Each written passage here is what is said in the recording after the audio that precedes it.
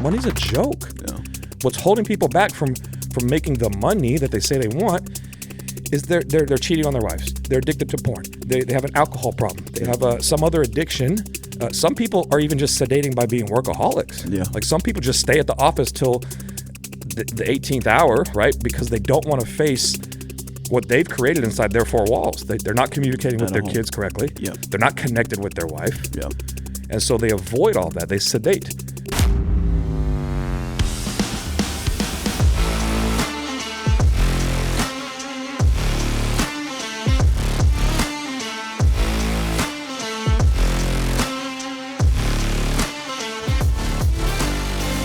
What's going on, guys? Today we got my buddy Nick Alfano, my coach, a good friend, crushing the game, changing men's lives. Nick, how you doing? I'm good, brother. How are you? I'm doing good. So tell me a little bit about your background. Tell me what got you started in coaching men, and we'll go from there. Yeah, so serial entrepreneur, like most of the guys that I coach. I typically work with male entrepreneurs now, like strictly, I guess. And I've built a lot of cool stuff, but over the 20-some years in the game, I burnt almost everything down as I was building it. Like I was self-sabotaging, and mainly what I realized about 4 years ago is everything I've ever built, like ultimately lacked integrity. And so, for example, the two industries that I excelled in well was debt collection, which you can imagine, like the stigma attached to debt collectors is like worse than used car salesmen. And so we did well. We built like 23 locations nationwide. I was making seven figures just literally consulting. I basically turned it into, I called it a franchise, but it was like a business in a box. Yep. So I was just selling these things for $300K, like state to state. And these guys would give me 30 grand down and then 8% royalty until they paid off the 300. Some would keep me on for life because I was also an attorney. So they wanted like a legal retainer. So kind of turned that into a consulting gig. But essentially the model that I was selling was squeaky clean, but I knew like either by going and keeping an eye on them or consulting or flying out and checking on them, that like a lot of them were operating well outside of even the gray zone. Yep. And the problem with debt collection, and I was in there for 10 years, is like it's the Wild West. Like it's not regulated. And so you can basically like cost benefit analysis your way through absolute like no integrity model and make tons of money, like hand over fist.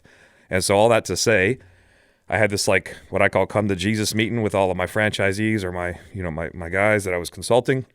And I said, look, if you're not going to operate from this place, we're done. And it was a rough meeting because I think of the 23, I had 17, 18 of them like, oh, hell yeah, we're out from underneath Nick's thumb. Like they took it as a sign of like, we can skate on paying this guy. And I was okay with that. I knew going into the meeting I was going to drop a lot of income on the floor. So that was like step one for me was like, I'm okay taking a huge hit financially because I can't continue to operate from this headspace of like just lack of morale. Mm-hmm. And so the other thing that I excelled in, well, I put myself through law school when I was an entrepreneur because I was paying these clowns $350 an hour in Cali to defend like business litigation. Yep. And they just weren't worth their salt. Like I probably went through 10 attorneys in a couple of years. Yeah, wow. They couldn't even show up to court in like a decent suit.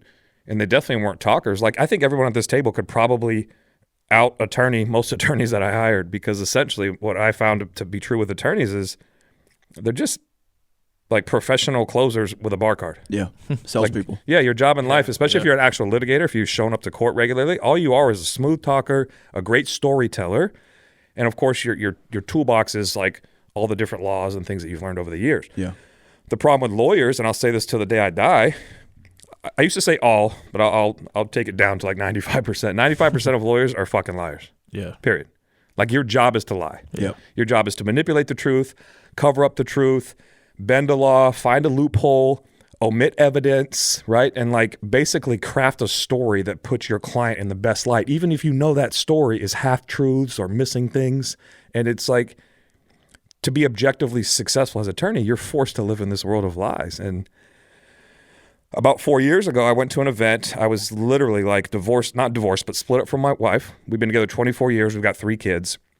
And in those 24 years, like I had affairs, like I stepped out of my marriage for 17 of them. And my wife and I have known each other since 6th grade. I lost my virginity to my wife in high school. And I had this story, like any guy, we rationalize our shitty behavior. And I was like, oh, maybe she's not. How do I know if she's the one? I've never slept with anybody else. Like, we have all these different stories. So I was basically justifying being a shithead. And I found myself alone in an apartment in Corona, California, about a half hour from where my family is. And I was like sleeping with Instagram models and making tons of money. Yeah. I thought I was a fucking man. And I just woke up one day and I was like, dude, I'm not broke, but I'm broken. Broken inside. Broken. Just financially sound, morally bankrupt. Yeah. So I went to this event, and this gentleman named Garrett J. White spoke truth like through me, not to me. And he said this one sentence, and this is what changed 4.5 years ago. He said, in a world full of liars, the truth is a declaration of war. Yeah. And I just held on to that sentence like with everything in me. And since then, I've just been trying to speak truth to men, like period. And so I dropped the law firm. I dropped the debt collection practice. I dropped essentially like well over $1 million a year in income, mostly passive. Like my license plate at the time was mailbox money. Yep. I was obsessed with passive income. And I just went on this crusade to just like try to help dudes not only tell the truth, but just be better dudes. Absolutely. And since then, like we've built a movement through the program where we're just like, we're building tremendous wealth. Like we've created some money. And the sad thing is we kind of have to like, we have this marketing strategy and we've never done paid ads, but it's still a strategy nonetheless. We show them what they want, but we give them what they need. So sometimes we have to talk about like, we've created 11 millionaires, 3 this calendar year. Yep. So we have to talk about money because that gets people to listen to me, unfortunately. And then when they come to one of my events, you've been to an event. We talked about money like on day 3, the last 20 minutes, you know? Yeah. And so we show them what they want, but when they get through the doors, we give them what they really fucking need, which is a lot of like accountability and truth talk and just opening up and vulnerability around every other area of their life. Because what these guys have yet to figure out is it's not the business plan, it's the businessman. For sure. And everyone wants to fucking scale, bro, and do big shit, bro, and make Money's fucking easy. money. Yeah, money's laughable. Yeah. Money's a joke. Yeah. What's holding people back from making the money that they say they want is they're cheating on their wives. They're addicted to porn. They have an alcohol problem. They have some other addiction. Some people are even just sedating by being workaholics. Yeah. Like some people just stay at the office till the 18th hour, right? Because they don't want to face what they've created inside their 4 walls. They're not communicating with their kids correctly. Yep. They're not connected with their wife. Yep. And so they avoid all that. They sedate. And so essentially we basically open these guys up from the inside and we take them down to about a 7-year-old boy and we fucking rebuild them. We literally reprogram men. And when I say reprogram, I do want to be clear about this. We're not building a fucking cult. We're not trying to reprogram. Like I don't write your program for you. Yeah. You write it. Yep. I walk beside you and I show you what's fucking possible. Absolutely. Because everybody here at this table, everybody here listening to this right now is capable of anything. For sure. Like when we first met and we talked about 1 million, like you laugh at that number now because you're like, bro, 200 million, easy. 250, easy. Like Absolutely. you're starting to say the word billionaire. Yeah. And that's an uncomfortable word to even bring out of your mouth sometimes. For sure. And if you're around the wrong group and you say that, you get laughed off the table. Absolutely. Oh, yeah. You get laughed out of the table just saying, I'm going to be a millionaire. Yeah. Yeah, okay, bro. All right. Yeah. Just starting your own business. Yeah. Good luck with that. Yeah. And so essentially, that was a long way around there. But for 4.5 years, and I'm more proud to say this. We help dudes be better dudes. You know what I mean? Like Absolutely. My kids are older now, but I was actually with one of my mentors in California recently. He's got a 5 and 6-year-old. Mm-hmm. And they said, what does Nick Alfano do? And my mentor said, he helps daddies be better daddies. That's awesome. And I thought that was more powerful than like I create millionaires. Absolutely. You know what I mean? Well, I think in the world today, that's something that goes, missed is the male, the ego male driven like lifestyle. We're all like so scared to be that male figure. We're being pushed down on everything else. It's like, I've learned that growing up. My grandfather used to say like, like you're young, you're a male, you're healthy, you can really do anything. But then now growing up in this world where actually that's like you're the one that's being attacked right now. 100%. Like everybody sees that now. That's why guys like Jordan Peterson are so popular, because it does resonate with us that are broken or hidden or can't speak up or find a voice, and I think that's pretty cool. So let's backtrack a little bit about the program. So it's like, what all do you do, let's say at the beginning level, to find that person, to break them down?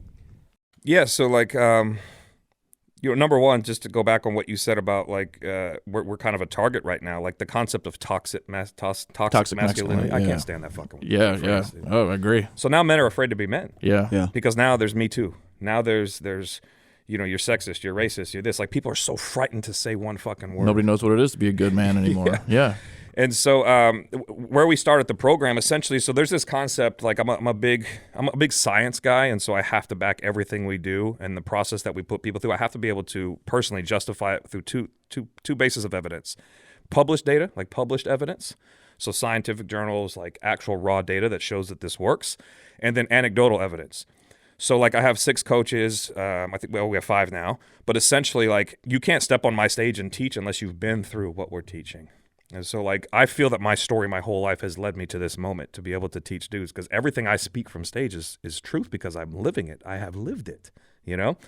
And so all that to say, you were like, everyone at this table, everyone listening was actually programmed. Like your programming right now was written between ages 0 to 7, period.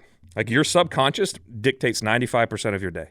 Even right now, like an average human makes 30,000 decisions in a day. 95% of those are your subconscious. You don't even know you're doing it. And the problem is, from 0 to 7, how much control did you have over your environment? Yeah, absolutely. None. Especially some of us, yeah. So our belief systems were ingrained by who? Our parents, which were ingrained by their parents, right? Our the way we look at money, the way we look at success, what we believe success to be. You know, there's the objective standard, right? Get the house, get the kids, get the picket fence, get the wife, get the car, get that whatever. That's the objective, like TikTok, Instagram, that's what it means to be successful, right? But we also have our subjective, version of success, which is typically crafted by our environment. And at the time, when you're 0 to 7, like just the way you go about everything was out of your control. And so the reason we try to bring people back to 0 to 7 and then 7 to 14 is another, crucial period, is because we need to like get in there and figure out what program you're running, wipe that bitch clean. Like literally, like think of this as a hard drive. Everyone here has the hardware to win.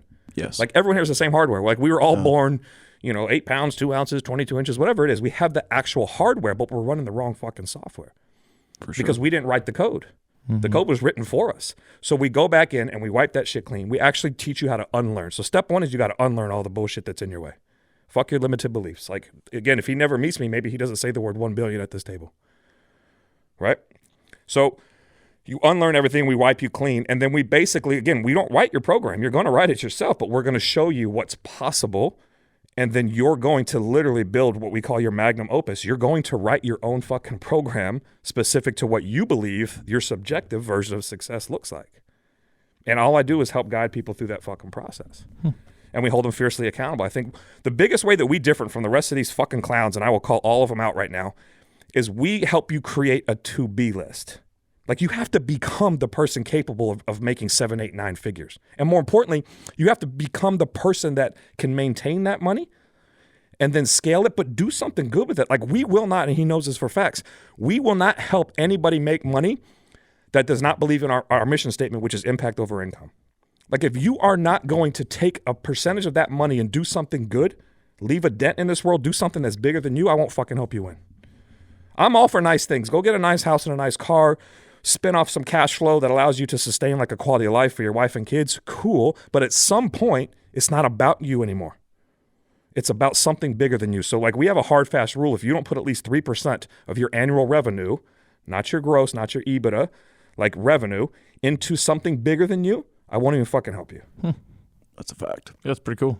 I like that. I mean, you see it from just in general what Chris does and the turnaround that brings out to him, the way that he gives back to the community and what it gives back to him. I mean, it definitely is absolutely. Yeah, you powerful. You can't touch that feeling. Yeah.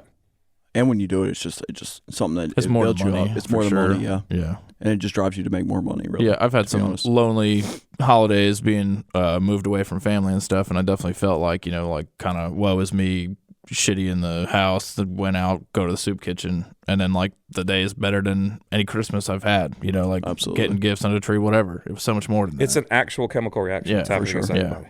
You release dopamine. Everything you do for self is like you're looking for, we call them the big 6 chemicals, but dopamine's a big driver in anything we do. So here's the thing. Every human being has an addictive personality. Yes. If that fucking hurts your feelings, let's have a conversation. Right? Like I never thought I was, because I haven't been drunk since like senior prom. I'm not a fan of alcohol. I've never done any sort of drug. I smoke cigars like once in a while on the golf course or in meetings. But all that to say, and I never play video games. I don't believe in gambling. I've never touched the table. I have all these, I was like so proud of like not having a vice, but my vice was affirmation. Yeah. Like my vice was, before 4 years ago, I don't think I had a car under $200,000. and I had multiple cars, and it was more important to me to pull up at a stoplight and some young kid be like, "Fuck yeah, bro, sick fucking whip, bro." Like that felt good to me to the extent that I was willing to sacrifice not paying my mortgage, right? Like I sacrificed my four walls and the health of my family seeking affirmation from the wrong people. Yeah, for sure. So that was my vice. It took me forever to realize, like, if you told me I was an addict, I would tell you, fuck you. Now, how long? You said that was 4 years ago? 4.5, yeah. Okay. So, I mean, so you've kind of had to deal with all the nonsense that everybody else is dealing with, especially this new generation trying to live up to this Instagram hype, trying to fill a role that really doesn't exist, but we're all struggling with it. And the more that we're exposed to it, the more that we're struggling. So what moment really brought you down to that? I mean, you said you've lost a couple of things as far as like you were losing your family, you're kind of losing sight of what you were, focused on. What was the moment that brought you to this? It was literally like, and if you've ever had like a one night stand, you know this, and this one sometimes hurts my wife's feelings, but we only speak truth, and she's very comfortable with where we're at right now. But it was literally, I'm in an apartment in Corona, California, and I had just slept with like a girl, and she left. And again, if you've had a one night stand, you know that feeling. It's all like you just feel like a fucking shell of a human being. And I actually, what was powerful though is I actually looked in the mirror. And I remember breaking down, like, I don't like that dude staring back at me. Like, I can't stand him. Like, I want to hurt him, And I did like an inventory of my life. And it was like, what was actually important to me, I was failing miserably at. Or what I said was important. So it's one of those things like I say I'm family first. I say I'm always there for my kids, and I coach them, and I'm at their games, and I provide for everybody financially, right? I say that family is first, but then my actions say family is fucking dead last. You say that to make yourself feel good. Yeah. The problem with the most like high peak performing male entrepreneurs, we're excellent closers. Yeah. But we close ourselves exactly. all the time. Yeah. Like we could talk ourselves into and out of any situation, including a conversation with the man in the mirror. Absolutely. And so like the turning point for me was that, and I had this text message on my phone from a soccer dad. One of my sons, or my son plays, soccer. And he was like, "Yo, you got to come to this event in San Diego. It's a little too aggressive for me, but I think it's right up your alley." And I went to this thing called WarriorCon 3 in San Diego, California. This was like December either 17 or 18. I think it might be 18. I think I'm coming up on 4 years, so maybe 4.5 was inaccurate. And that's when that gentleman said that sentence. I was still an attorney at the time, so I actually crafted, and I have it still, and I've edited it since, but I have in a journal, a Warrior journal, what I call the Truth Agreement. And I signed on that day that an agreement with myself that I will never fucking tell a lie ever again. It's pretty strong. And it is the hardest thing I've ever done because I lost everything and everybody. But at the same time, it really showed me who was important, like who's really there in my life that matters. Because I'm telling you right now, go walk around right now and start just speaking truth, bro. Oh, yeah. You will offend totally everybody. Oh, yeah. Absolutely. So that's been my whole mantra over the last like 5 years. Actually, kind of similar situation. But one day, just got tired of burning bridges, was kind of raised in a rough situation, lied, cheated, stealed, whatever I could do to make it, because in my mind it was survival and I was number one. So now I got to that point where maybe 25 or so, just kind of sick and tired of trying to like follow up on my lies because they get back to you. You don't remember which one's real. You don't remember which one is fake, so you don't remember what's a lie and not sometimes. So I just stopped doing it. And I can't say like my life is nothing but improved over that. But now I am like, it's cool that you're here and talking about this because I kind of struggle with that daily, that like new dad trying to figure out what's important, what is a dad, what was I raised behind, what was I seen as a father, what do I want to be as a father, what I wanted as a father. So it's like total mind fuck on like what a good man is supposed to be, and then trying to be that good man. Sure. That's the hardest thing in the world. Because I'm sure you've had the sentence in your head like, I don't want to be anything like my like, I don't know how you grew up, but like, rough. I didn't want to be like my dad. So we all say that. I watch so many guys come through and they're like, I don't want to be anything like my father. So you're trying to make a conscious effort to break the cycle, but the problem is your subconscious is completely mapped. Yeah. Oh, yeah. And you're going to catch yourself in the moment saying exactly what your dad prime example. said. I wanted to be a stockbroker because my dad was a contractor. Yeah. Here I am a contractor. Yeah. So I'm like, what an idiot. Because you've been set up your whole life. Yeah, you've been programmed absolutely. to be a contractor. Yeah. And it's very difficult to break that cycle without help, without like fierce accountability, but also someone that knows and recognizes the patterns. Like you basically need a hard reset, like a pattern interrupt. Otherwise, you can say out loud, I'm not going to be my dad. I'm going to be a stockbroker. You could affirmation your face off, right, every day screaming in the mirror. But it's a lot of deep work to actually remap. Like this is going way down like neuroplasticity, like remapping neurons. Like this is literally like, so you actually have, if we just cracked all our skulls right now, you have grooves in your brain that map your subconscious that were formed between 0 and 7. And I can actually go in there and fucking redo them. That's what we do. That's why we're different. And it sounds crazy and it sounds like, maybe too science-based for some. Some people say sometimes we're too woo-woo because we do a lot of meditation and journaling and things, but like it works. Like it fucking works. Like, and the reason people see Chris and they come, so let me explain this. I have 7 or 8 clients now in Greenville. And then we sat at a table last night and I'll probably have 3 or 4 more. Yeah. And we don't do any marketing. What I do is I just change one dude's life and then he starts showing up different. And he pushes it on. Yeah. And it's not even like they see his money or his things. They just be like, bro, when you walk in this room, you're a different dude. Like that's the best compliment anybody can ever pay me. Like if you don't recognize me, if you haven't seen me in a year and you're like, bro, I don't even fucking recognize you anymore. Like I'm grinning ear to ear because that's the name of the game. Like I should meet you next year and you should be unrecognizable. And so I do that for one dude in one city and all of a sudden everyone's like, yo, what the fuck? And he has the best line ever and I love it because he always sends me a copy of the text. He's like, dude, just call Nick Alfano. Just shoot this guy a call because it's hard even to explain sometimes. We were all trying to explain it to these guys at the table last night, and it is difficult. Well, it's funny because we had Ross on here, and he was like talking about how he was scared of it, and he was like, "What am I getting myself into here?" And then all of a sudden, he's a believer, and I mean, he's invited me to these things. Unfortunately, I haven't been able to make it yet, but it's definitely been on my mind. I just, it's funny because I'm definitely on that side of it too. Like, what kind of cult am I going Dude, to? I get it. Trust me. Well, it's mostly just fear, right? It's fear. Every I'm like, decision. What am I about to do? Every decision that you make for the rest of your life is either fear-based or faith-based. Yeah. That's the only 2 options. Yeah. And unfortunately, like you said, the way society is even wiring these kids now, everything is fear-based. Yeah. Everything is like you fear being exposed. You fear not being good enough. You fear not living up to the fucking ass clowns on Being fucking canceled. social. Yeah. You fear cancer, cancel culture, whatever the fuck's going on. Like everything is, it's fear-mongering.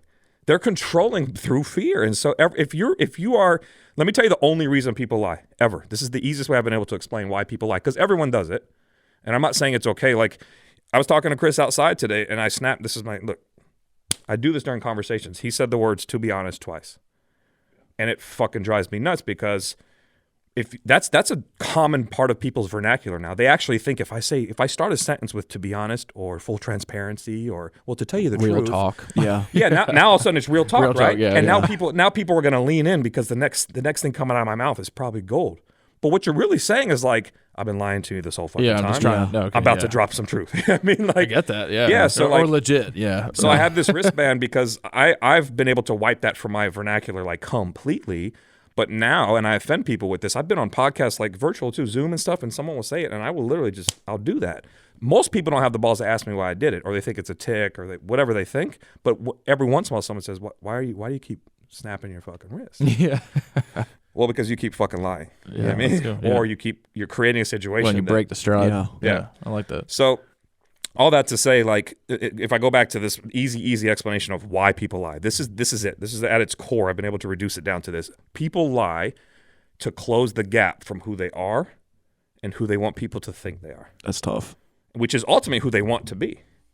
And so if I lie, I get to bridge that gap in one sentence, For sure. in one fucking statement. I've been there. But it's false. It's Yeah. bullshit. It's not truly collapsing time. Yeah. What you're doing, like to your point, is now you're creating all of this spider web of madness. You know how much energy you have to like expel to keep up with, like you said, all the different stories you're telling all the these stress it different puts on you. Yeah. I Yeah. mean, Jesus Christ. it's So not how even can that worth man it. operate from a place of like true creator, No, like never. true entrepreneurship? Well, and you're just to say like just that phone call that you don't want to make. I mean, and when you do make it or you follow up with some bullshit, it's just because you're scared to say what's real and scared of the outcome. But Yeah. 90% of the time, most people want to hear the realness, and then they are cool. You know, they're fine. It's not as hard as it was, or that alleviates that pressure that you just had for that temporary moment of just making a phone call. And 90% of the stories in your head are far worse than the reality will ever be. Yeah. And it's because we live in a fear-based society. So the story you're telling yourself about the pain associated with that phone call, like the possible outcome of that call, it's never really that. When you make it, everyone makes the call eventually, hopefully, and then they're like, that wasn't that bad. That was it. Over. That fucking turned out way better than I thought. I can't tell you how many times I've dealt with that. Just trying to bring that myself to like that anxiety that you're trying to beat, and then the moment you're honest with yourself, you just beat it so much. I would simpler. consider you to just start triggering everybody. Yeah. Because if you trigger with truth, you can't lose. And they will hate you for a second because all you're doing is forcing them to hold up a mirror and like deal with their lies. And so they will hate you for the moment, and some people will hate you in perpetuity. But those people, that's okay. That's where they're at right now. You don't need to be around them. Yeah. But for the most part, what I see is happens is you'll trigger them, and then they'll thank you later because you force them to face the mirror. And that is the strongest thing you could do for anybody. Like most of what we do in like the coaching world, and I'm not a fan of that word, is two things. I hold up a mirror and I hold up a sounding board, and that's it. Like the best coaches in the world, they just ask the right questions that allow you to find the answers yourself because you have the fucking answers. You have them. Yep. Repetition's key too. I'm not reprogramming anybody. I'm not trying to change anybody. What I'm trying to do is show you hardware's good, software's fucked. Let's wipe it clean. Let's write some new code. You're going to write it yourself. I'm going to give you some tools, and I'm going to hold you fiercely accountable to your fucking word. Because that's another problem with men right now. The only way to truly step into your power and be a real fucking man is two things. Do what you say you're going to do. And here's the scary part. No one wants to follow it up here. When you say you're going to do it. Yep. And most of us, when we make a declaration or we make a promise to somebody or a commitment, we're scared to put a timeline on it because then it's fucking real. Yeah. So if you say, if wife has a honey-do list, or you say I'm going to fix the fence, and you say I'm going to fix it by Saturday at noon, like now it's fucking real. And if you really want power and you want to be respected every time you step into a room, everyone needs to know that you are a fucking doer. And if you say it's getting done on this date, it's getting done hell or high water.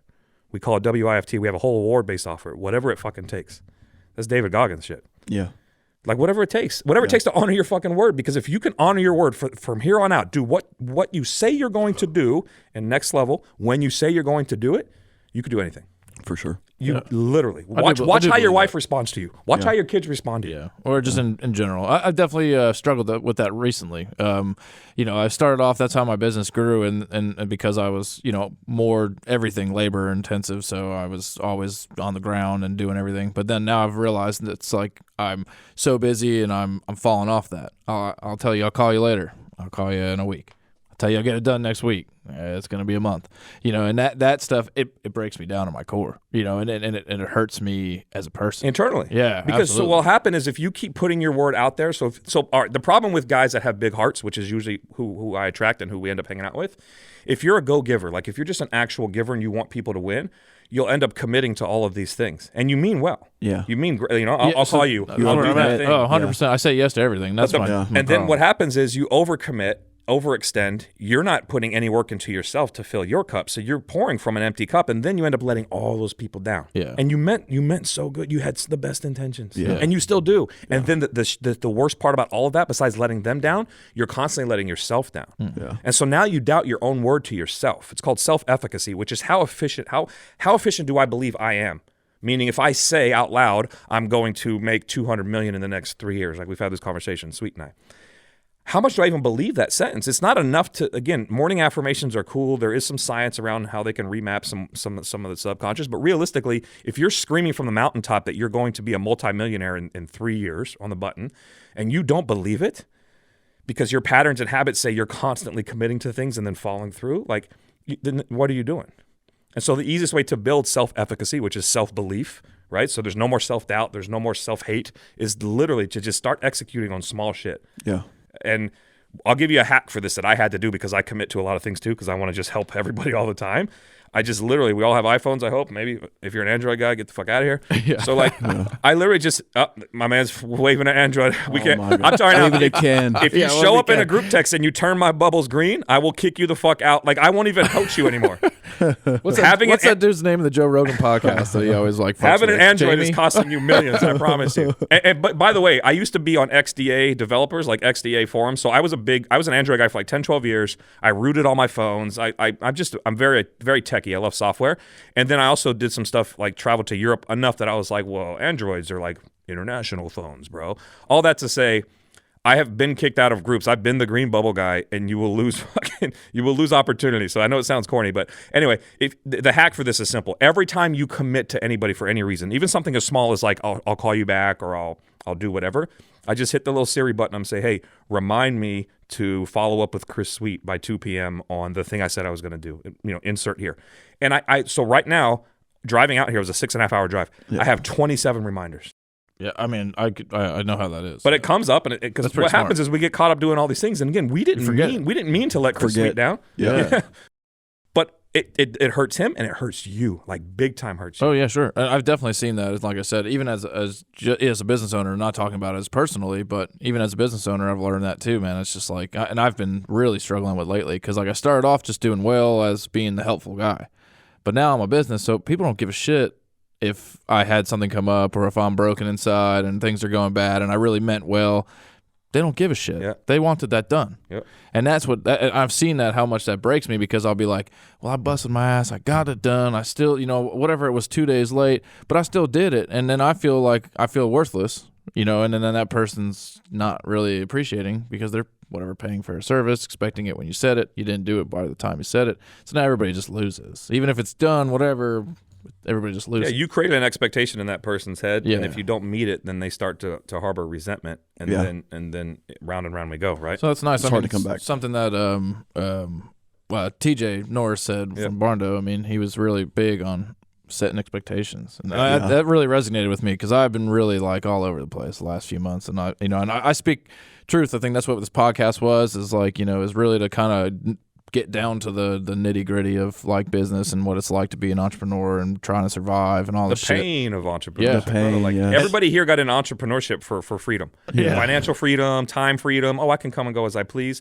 But what happens is you actually created a prison. For yeah, sure. Oh yeah. Oh, Like yeah. your business, you don't own a business. Your business owns you. Yeah, you're married to your business. And until you find a way to like start to like every entrepreneur from day one should be trying to build themselves or work themselves out of a job. Exactly. Yeah, agreed. Because that's why you got into it. And if you attach your ego to your brand so much so that you're not willing to step away or delegate or replace yourself, Yeah. like you're trapped, you're done. Yeah. Period. Yeah, sure. I've noticed that works. I mean, people will say that, I'm scared to do this and whatever, but man, ever since I left like the Myrtle Beach area, my business has done better there. Yeah. Ever since I stepped away and stopped micromanaging, everybody's done better. I gave the responsibility to the guys. They stepped up. I've had bullshit here and there, but just normal. 9 times out of 10, you're actually doing more harm than good to stay so close. You're creating friction points because, like, you have, like, first of all, most of us, especially men, are visionaries. Usually the women are the integrators and the ops specialists. And so as visionaries, we have like a new idea like every fucking 4 minutes, right? Yeah.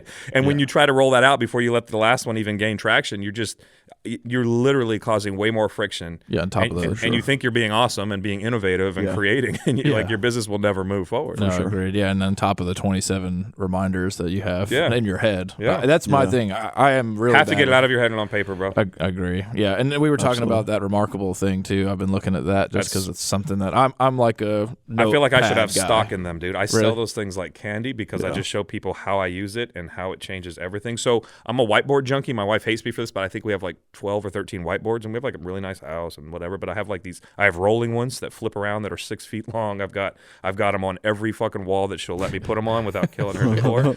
But the You like point going is, to Nick's house and it's just all whiteboards. yeah, I'm just gonna start painting. They got that. You call a painter over and they're Yeah. like, "Hey man, how much is it just whiteboard Just by whiteboard four?" this whole house. Yeah. I mean, that's not bad, man. If Yeah. you got kids, it's not bad. Yeah. And so like, but what it does is it's important to get it out of your head and onto something. So Yeah. puke it up, whether it's in a remarkable or on paper. So like, let's say your anxiety is at like an 8, just getting it onto your thoughts out of your head onto paper, it goes down to a 5. And then when you step back and get clear and organize it, you're down to a 3. Like these are things that can be done in minutes. I definitely agree with that. Yeah, I've seen that, and then I think the only thing else is then follow through. Of course. Because then getting it on that board, I've definitely been prey to that where fucking notebook's full of notes, and I don't ever look back at that notebook, and I'm like, man, I had You're a like trying to flip through and find one out of a thousand. It's a needle in a I haystack. had a professor in law school say you can't review something you haven't viewed. Yeah. And that hit me hard because we all sit there and take notes. You go to masterminds or you go whenever you're taking a course and you're feverishly just like whipping through a notebook. Yeah. But you never go back and even view it the first time. Yeah. Let alone review. And Because you can't find it. So to your point, I was listening to an Audible on the way out here that I've listened to before, but I was just kind of diving deeper. And part of my 27, by the way, reminders were actually notes to myself. So you can, on Audible, you can click a button and clip up like 30 seconds. So every time you hear something cool, it'll save them, which is great. Cool. Yeah. But I'm driving and that got annoying. So it was easier for me to actually say, hey, Siri, remind me, boom. And I would spit out a section of the book I wanted to go back and review. But now, like you said, to that point where people fall short is when I get back to Nashville, I have to follow up on 20 of those, because 20 of those 27 are book notes. And I have to go through the 20, puke them up on paper, figure out what's practical, And then what am I doing with them? How do I actually apply those to whatever? Why were they important to me? Yeah. You know, and that's, I think, like you said, that's where the follow through is where people fall short. Because otherwise, I got a couple goosebumps driving, and then what? And that's gone. Yeah, well, that's pretty powerful. Because I mean, everybody deals with that daily, just from even just this podcast, the podcast, the people that we've interviewed before. There's things that I've thought in my Resonated head, like, with, and I'm like, okay, and then Makes sense. where Yeah. does it go? Yeah. You know? So I definitely have been struggling with that personally lately. All around, that's my biggest struggle right now is trying to figure out, just making sure that I'm doing things the way I say it I'm going to do them, not setting expectations and overcommitting, under performing, and that's really been a problem with me. And I think that's just conducive of all the changes in my life over the last few months too. But then it's now I have to figure out my duty as a dad and being a man and moving forward and getting those things done and being the man of my word that I am. And that's what built me. That's what got me here. So I don't want it to fucking fizzle out, So I definitely resonate.